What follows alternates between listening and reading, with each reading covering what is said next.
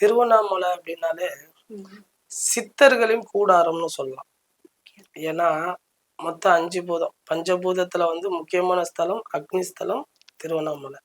திருவண்ணாமலை எதுக்கு சூஸ் பண்ணாங்க அப்படின்னு சொல்லிட்டு பாத்தீங்கன்னா, அதாவது 1000 எப்படி சொல்லுவாங்க, 1000 சாட்சிகளை மீறின சாட்சி அக்னி சாட்சின்னுவாங்க.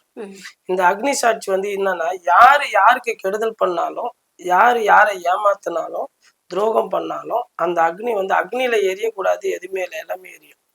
ஸோ அதனாலதான் நம்ம உடம்பு கூட கடைசியில அக்னியில போட்டு இது பண்றது.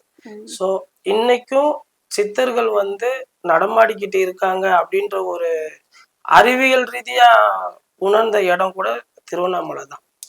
இது பாத்தீங்கன்னா இந்த பௌர்ணமி அமாவாசைக்கு இப்ப ஃபர்ஸ்ட் பௌர்ணமிக்கு மட்டும் தான் கிரிவலம் போனாங்க. இப்ப அமாவாசைக்கும் போக ஆரம்பிச்சிட்டாங்க.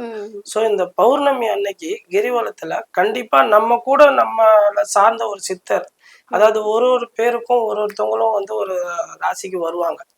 சோ நமக்கு ஃபேவரா இருக்கக்கூடிய ஒரு நபர் நம்ம கூட நடப்பாங்கன்ற ஒரு நம்பிக்கை, அவங்களோட பார்வை நம்ம மேல பட்டுட்டாலே நம்மளோட வாழ்க்கை தரம் உயரும் அப்படின்றது ஒரு நம்பிக்கை. இன்னைக்கு சித்தர்களோட பார்வை பட்டாலே, நானும் அப்படிதான் இருந்தேன்.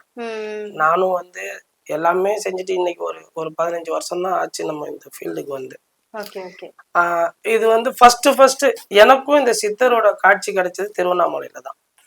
திருவண்ணாமலையில வெள்ளை வேஷ்டி கட்டிக்கிட்டு வெள்ளை டவல் போட்டுக்கிட்டு என் கூடயே பேசிக்கிட்டே வந்தாரு. நான் இப்போ வேகமா நடக்கிற அவர் பொறுமையா நடந்து வராரு. சரி போயிட்டு வர ஐயான்னு திரும்பி பாக்குறேன், பக்கத்துல ஆளை காணோம். சோ அந்த மாதிரி ஒரு விஷயம் எனக்கு நடந்துச்சு.